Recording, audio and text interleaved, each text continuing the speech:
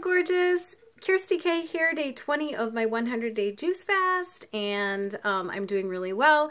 I have this delicious, beautiful, I love the color, pomegranate orange juice that I bought at a local juice bar. They make their juices fresh every day, and I was shopping in the area and picked one up that day and then brought a couple home because they last in the refrigerator for up to 72 hours. And they come in these really cute glass bottles, which you can take back for a refund because they reuse them, but I think I might keep a couple because they're kind of cool. Anyway, pomegranate orange. I have no idea how to juice pomegranate. If any of you know, please leave a note for me in the comments, because I don't know if you juice the whole fruit or if you have to seed it and juice just the seeds, but I decided to buy pomegranate orange because it's not something that I would have made for myself. They also had wheatgrass shots, and since I have a Breville and not an Omega that can do wheatgrass, I got a shot and it wasn't that bad. It's supposed to be really good for you. So that was just kind of a fun treat. I won't do that all the time. It's kind of expensive. That 16-ounce bottle cost $7.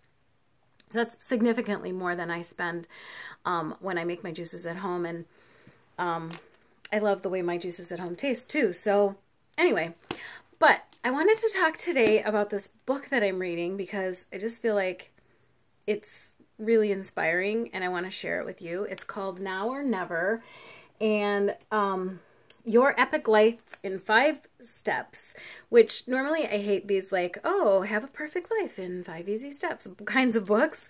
But this one, I'm just going to read you what the 5 steps are, because I find just these steps really inspiring. Even I'm only through the first chapter, so I don't even know how they're going to flesh out all of these ideas, but the first chapter was pretty captivating. And then there's like personal exercises that you can do, self-reflection and things to help you. But the 5 steps are: number 1, you always have a choice. Number 2, be radically responsible. Number 3, act now. And number 4, own who you are. And number 5, have a blast. So I just felt like those 5 steps were, it gripped me. I mean, obviously I got this from the library. So it wasn't something that I was looking for or even had ever heard of. It's by Alex, Panos, and Preston Smiles, or Alexi, Panos, and Preston Smiles. And the subtitle is how to get from where you are to where you want to be. So I felt like it was pretty appropriate for this juice fast. I feel like doing 100 days of just juice gives me an opportunity to be a bit self-reflective and think about patterns in my life that I want to change, because obviously I need to change some things, and I feel like I am ready to change them. And the thing that gripped me when I first saw this book was the title, Now or Never, because I really feel like it's now or never for me. I mean, I just got to the point, obviously, if I'm willing to do a 100-day juice fast and I'm willing to do it over the Christmas holiday, I must be feeling like it's now or never for me. And so I don't want to waste this time thinking that this is completely just a physical issue. That I have physical issues and I have things that I'm trying to heal physically, but there's also an emotional element that I've talked about before. There's a mental element that I've talked about before. There's reprogramming your brain and all the science of the neuroadaptivity of the brain and being able to create new pathways in your brain and form new habits.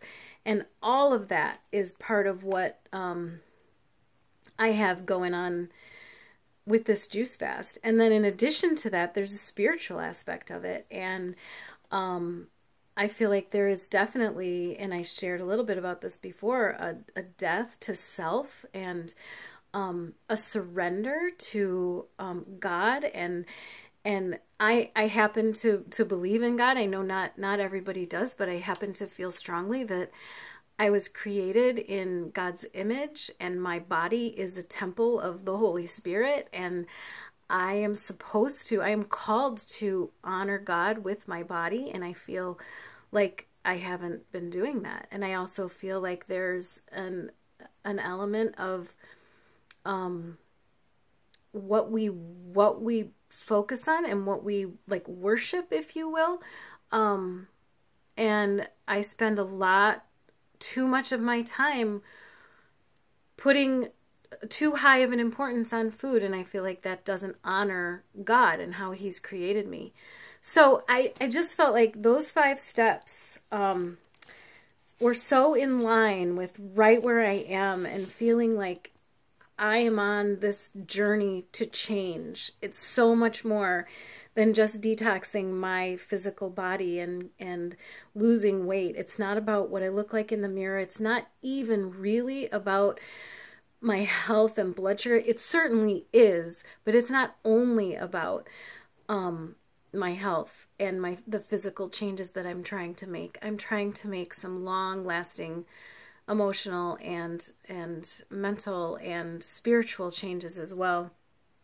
And I just loved that. I just loved you always have a choice. I felt like all 5 of these elements just resonated with me so much, because one of the things that really helped me on my weight loss journey before was the understanding that we have a choice in our lives to make. And I feel like God does give us those choices. He gives us free will to make the choices that we're going to make, and we have to choose life. He's in the Bible, it says, I put before you life and death, blessings and curses. Now choose life. And that is always a choice. Every time I decide what I want to put inside my body, what I want to eat, what I want to focus on, what I want to watch, what I want to think about, there is a choice between what brings life and what brings death. And I was in a place where I wasn't choosing life, and I wasn't choosing to honor God or myself or my body or my mind with the choices that I was making. And I'm ready now or never to change that and to make better choices. So you always have a choice. You always have a choice. I always have a choice. I have a choice whether I'm going to continue on this juice fast tomorrow. I have a choice whether I'm going to move my body. I have a choice whether I'm going to spend time in prayer and meditation and thinking about things that are honoring and good and beautiful, or if I'm going to go and start feeling sorry for myself and go down a deep rabbit hole of self-destruction. I have a choice, and I think sometimes I just need to remember that, because there are times, especially when the cravings are so strong, that you feel like you don't have a choice. But the truth is, we always have a choice, and I just love that. And then be radically responsible. Like, I am responsible. I am the only one who is responsible for me. I'm the only one who can take I can't put that on anybody else. I can't blame my past. I can't blame my circumstances. I can't blame my family or the world or anything else. I can be radically responsible for the things that are in my control. Now, not everything is in my control, but the things that I can control, I need to control and be responsible for. Act now. I think I talked about that a little bit. Like, it is time. It is time. Like, stop messing around. Like, how many years have I wasted thinking that tomorrow I'll get started? I am here to tell you, like, tomorrow never comes. So now is the time. Now is the time. And time to act. I mean, granted, Christmas is 1 week away. But putting things off until after the next holiday, after the next vacation, after the next, visit with the people coming to your house, like, I did that. I've been doing that for 2 years, thinking, okay, I'm going to get to it. As soon as my life calms down, I'm going to get to it. Well, guess what? I finally, after Thanksgiving, I finally came to the realization, duh, life is never going to accommodate me. I have to take the reins and say, game over. It's time to act. It was time for me to get on this juice fast. I knew if I waited until the first of the year, for me, I would have gone on a huge, like, last hurrah before I finally got started at the first of the year. I don't know how many times I've taken the whole month of December to do that. And from Thanksgiving to the New Year. And yeah, New Year's rolls around and you get excited about a new diet and with everybody else in the world who's turning over a new leaf after all the indulgences. And that's great. And it is a good time to start. But for me, for this year, I was like, there's no good time. I'm going to waste another month or 2 months waiting for the perfect time to start this diet. And then 2 months turns into 2 years. And all of a sudden I'm heavier than I ever have been. And I just didn't want to do that anymore. And for me, now is the time to act. And I just knew it. Something clicked inside of me and I just knew that was it. Line in the sand. This is over. I'm taking care of this. And for me, that was a really powerful decision that I made to act now, today, not tomorrow, because tomorrow is not, you don't get tomorrow. We get right now. There's no guarantee for tomorrow. And in fact, I wasn't really going to share this, but it was really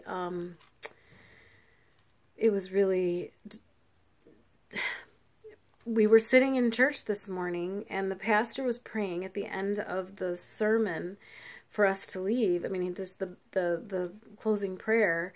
And all of a sudden, someone in the very front started yelling, EMT, EMT, is there a doctor, EMT? And there was a man in the front row at my church that collapsed and was unresponsive. And he was just at church with his family the week before Christmas, having a normal Sunday morning, and all of a sudden, he's unresponsive, and they called the paramedics, and I don't know what happened because we cleared out, and they asked, you know, obviously everybody to clear out of the building, the sanctuary, so that they could treat him. But we don't get tomorrow.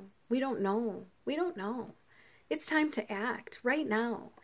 And that just really drove that point home to me today, and I hope that I find out that he's okay. And I didn't know him. We go to a really big church, and I didn't know this person, but we prayed for him, and I am praying that he is okay. But could be driving down the street, sitting in church, going to work, at the grocery store. Like, we don't know.